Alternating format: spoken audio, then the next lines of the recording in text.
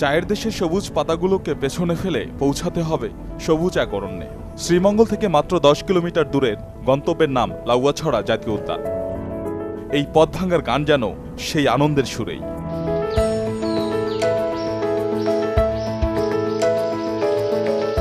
আকাশের নীলের সাথে বনের সবুজের অদ্ভুত এই সখ্য যেন লাউয়াছড়া জাতীয় উদ্যানের এক অসাধারণ দৃশ্য, যেখানে হয়তোবা এখন আর বাঘের গর্জন শোনা যায় না, তবে নাম জানা এবং না জানা অনেক পাখির ডাকাডাকিতে মন হবে মন্ত্রমুগ্ধ।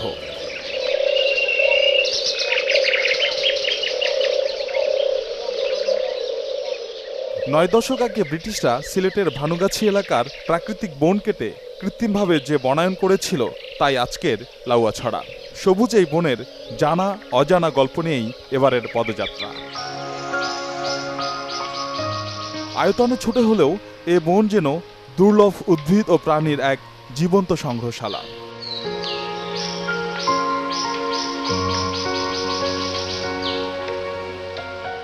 বনে প্রবেশের সাথে সাথেই নানা ধরনের বন্য প্রাণী, কীটপতঙ্গ ও পাখির শব্দ শোনা যায়।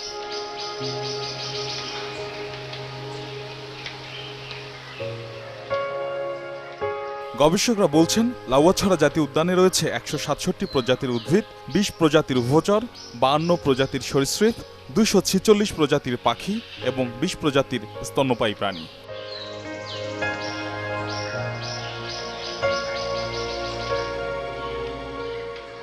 উনিশশো সালে আমরা যখন কাজ শুরু করি, তখন এখানে প্রতি হেক্টর জায়গায় গাছ ছিল 170টার মতো। এখন এটা 100-র অনেক নিচে। আমাদের যদি গাছই না থাকে, তাহলে তো বনের অন্য প্রাণীদের সাপোর্ট করার কোনো সুযোগ থাকে না।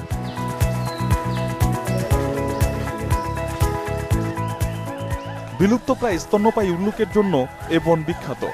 বনের মধ্যে কিছু সময় কাটালেই উল্লুকের ডাকাডাকি কানে আসবে।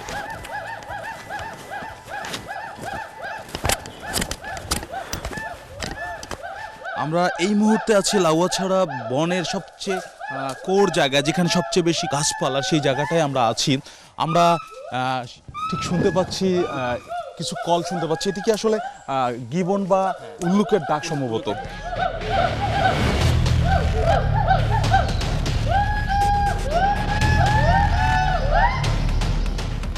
অবশেষে দেখা মিলেছে ধূসর আর কালো পশমে আবৃত উল্লুকের। এই বনে যে কটি উল্লুকের পরিবার থাকে, এটি তাদের একটি। পুরুষের পাশাপাশি 4 সদস্যের পরিবারে একটি বাচ্চা সহ মা উল্লুকও আছে, আর দেখতে কালো দুটি পুরুষ উল্লুক।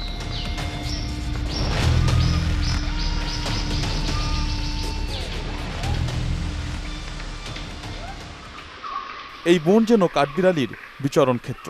একটা দুটো নয়, অসংখ্য কাঠবিড়ালির এই ছুটোছুটি আপনাকে নিয়েও যেতে পারে শৈশবের পাঠ্য বইয়ে। মনে পড়ে যেতেও পারে কবিতার দু একটি লাইন। সময়ের কোনো সীমাবদ্ধতা নেই, সকাল দুপুর বিকেল সব বেলাতেই সন্ধান মেলে লেজ নাড়ানো এই কাঠবিড়ালিদের, যে নৃত্যের ছন্দেই তারা আমন্ত্রণ জানায় বিপরীত লিঙ্গকে। সময়ের অভাবে কাঠবিড়ালিদের কাছ থেকে পেয়ারা কিংবা বাতাবি লেবুর আবদার করা হলো না। আলো কমে আসছে, তাই বন থেকে বের হচ্ছি।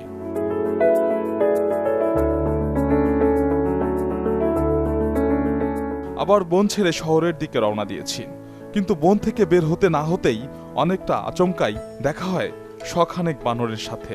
দিন শেষে হয়তো বেরিয়েছে খাবারের সন্ধানে, তবে তাদের নিজেদের মাঝে দ্বিধাদ্বন্দ্বটা কি নিয়ে তা অবশ্য বোঝা গেল না।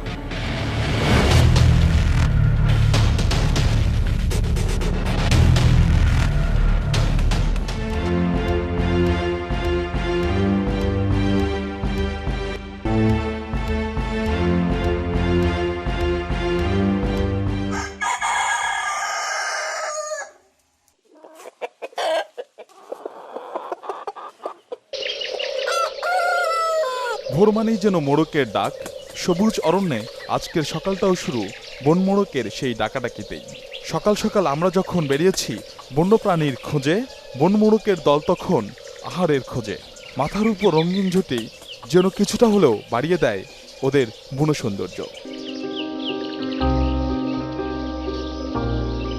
বনমোড়কের গল্প ছেড়ে সন্ধানী চোখ এবার বনে থাকা বিপন্ন এবং মহাবিপন্ন পাখির সন্ধানে।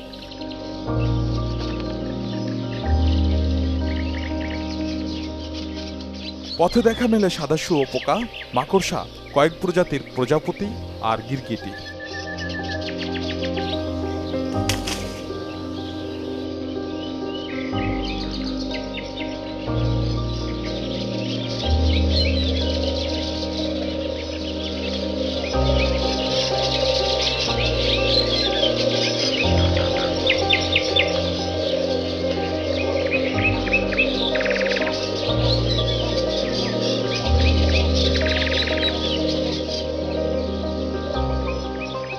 সাথে ক্যামেরার ফ্রেমে জায়গা করে নিল তাপ নিতে নিতে শিকার ধরা সুইচড়া, বসন্ত বৌড়ি, সবুজ ঘুঘু। বাদ গেল না ভীমরাজ, বুলবুলি, টিয়া, ঈগল এবং পরিযায়ী সহ বিচিত্র সব পাখিরাও।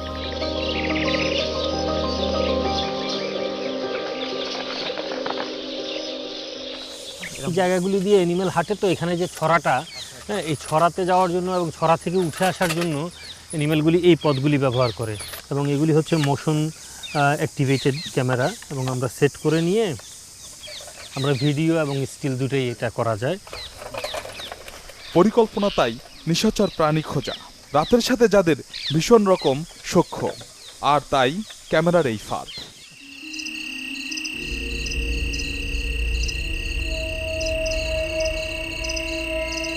এখানে রাত জুড়ে জেগে থাকা ক্যামেরার লেন্স কতটা খুঁজে পেল বন্যপ্রাণীর পদচিহ্ন।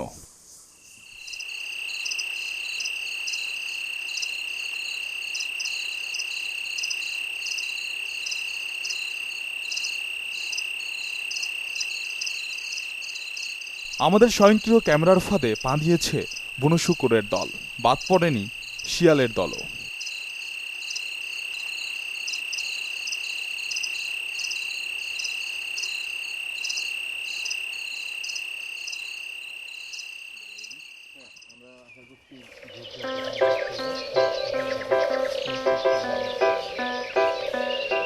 আবারও হাঁটা পথে গহীন বনে, সাথে গবেষক দল।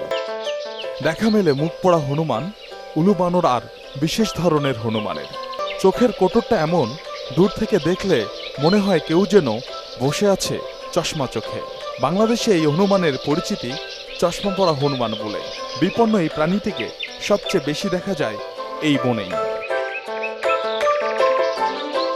আমাদের প্রাইমেটসের মধ্যে এটাও one of the rare species, কারণ এটা শুধুমাত্র মিক্সড এভারগ্রিন ফরেস্টগুলোতেই পাওয়া যায়। কারণ এরা যেহেতু ফলিভোরাস, এরা সারা বছরই পাতার যোগান থাকতে হবে, এই ধরনের ফরেস্টে থাকবে, যে কারণে আমরা ডেসিডুয়াস ফরেস্টে দেখি না। কারণ ডেসিডুয়াস ফরেস্টে একটা সময় পাতা ঝরে যায়, তো এদের খাদ্য সংকটের কারণে সেখানে টিকতে পারবে না। বাংলাদেশে লাওয়াছড়া হচ্ছে গিবনের জন্য না, আমাদের ছয় প্রজাতির বানরের জন্য, ইনক্লুডিং আমাদের গিবন সহ 6 প্রজাতির বানরের জন্য আমরা বলি স্বর্গ। মানে এত ভালো ফরেস্ট আর দ্বিতীয়টি নেই আমাদের বাংলাদেশে।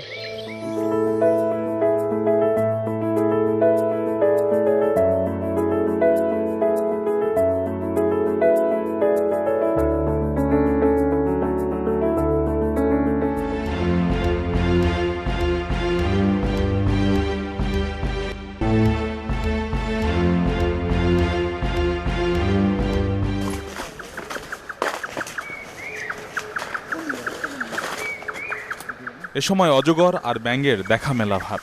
তারপরও বিষাক্ত আটালির কামড় সহ্য করেই হাঁটছি, হঠাৎ দেখা ভিন্ন ভিন্ন প্রজাতির ব্যাঙের। এটা সরু মাথা ব্যাঙ, মূলত বাংলাদেশের যে মিশ্র চিরসবুজ বন আছে এই বনগুলোতেই পাওয়া যায়, এবং এটা কিন্তু বাংলাদেশের যে উভচর প্রাণীগুলো আছে ব্যাঙ জাতীয়, এগুলোর মধ্যে এটা কিন্তু মোটামুটি রেয়ার বলা চলে। বিশেষ করে ভালো ফরেস্ট যদি না থাকে কোথাও, তাহলে কিন্তু এদেরকে আমরা পাই না। যেমন অনেক ফরেস্ট হচ্ছে একসময় ভালো ফরেস্ট ছিল, ফরেস্টটা এখন আর নেই, ভেজিটেশন কাভার কমে গেছে বা অনেকটা শেষ হয়ে গেছে, সেসব ফরেস্টে পাওয়া যায় না।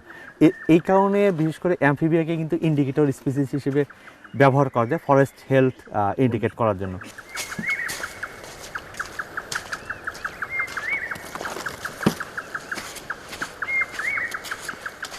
আগেই জেনেছি লাউয়াছড়ার কোন অংশে মায়া হরিণ পাওয়া যায়। সেই পথেই কিছুক্ষণ হেঁটেই ক্যামেরাবন্দি করি বিলুপ্ত প্রায় প্রাণীটিকে। বয়সের ভারে কুজো, তাই আমরা এতটা সময় পেয়েছি।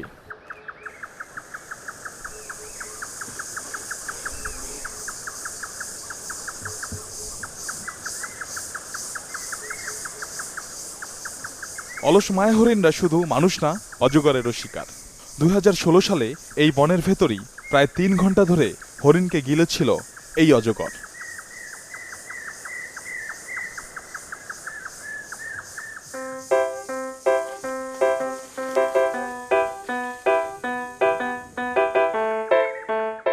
বনের এক প্রান্ত থেকে এবার অন্য প্রান্তে অনুসন্ধানী চোখ যখন কচ্ছপের সন্ধানে।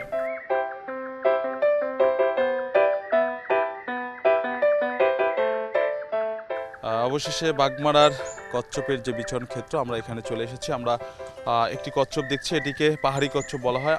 আঞ্চলিকভাবে অনেকে এটিকে হলদে পাহাড়ি কচ্ছপ কিংবা সোনালী পাহাড়ি কচ্ছপ বলে। IUCN যেটি উদ্ভিদ এবং প্রাণী নিয়ে কাজ করে, তারা বলছেন যে এই কচ্ছপটি বিপন্ন অবস্থায় রয়েছে, কারণ পাহাড়ি মানুষ যারা পাহাড়ে বসবাস করেন তারা এই কচ্ছপটি। বনে যখন খাবার মিলে না, হয়তোবা কিছু ভালো খাবারের খোঁজে এই বন্যপ্রাণীরাই মাঝে মাঝে ছুটে যায় লোকালয়ে। বনের অশান্ত পরিবেশও হয়তোবা কিছুটা হলেও বহন করে এই দায়ভার।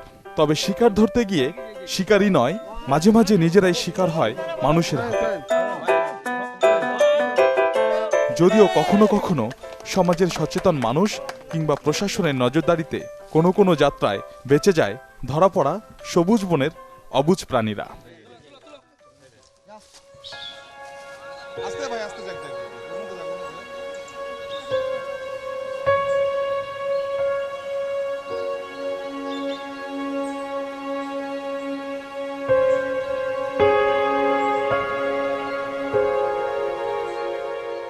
জীববৈচিত্র্যের আধার এই বনে রয়েছে বিরল প্রজাতির কিছু গাছ, যাদের একটি আফ্রিকান টিকক।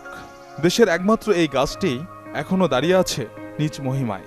কথিত আছে এই গাছ থেকে তৈরি হয় মানুষকে অজ্ঞান করার ক্লোরোফর্ম। এছাড়া রয়েছে বিরল রক্তিম, লোহাকাঠ আর চাপালিশ।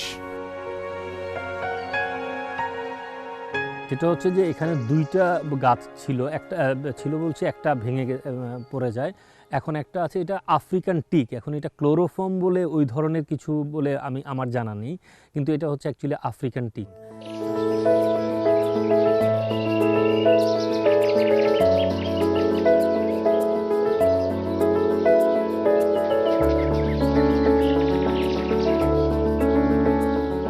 বেশ কটা দিন কাটল লাউয়াছড়ার অভয়ারণ্যে। বন্যপ্রাণীদের সাথে কতটা সখ্যতা বাড়ল সেই হিসেবে নাইবা গেলাম। তবে কথায় আছে, বনেরা বনে সুন্দর, শিশুরা মাতৃকরণে। প্রত্যাশা তাই পর্যটকদের আনাগোনা নিয়ন্ত্রণ আর জনসচেতনতা বাড়িয়ে বনকে সুরক্ষার পদক্ষেপ, যেটি বনের গাছগাছালি আর পাকপাখালির সাথে অন্যান্য প্রাণীদের আপন নিবাসে অভয়ে থাকাকে করবে নিশ্চিত।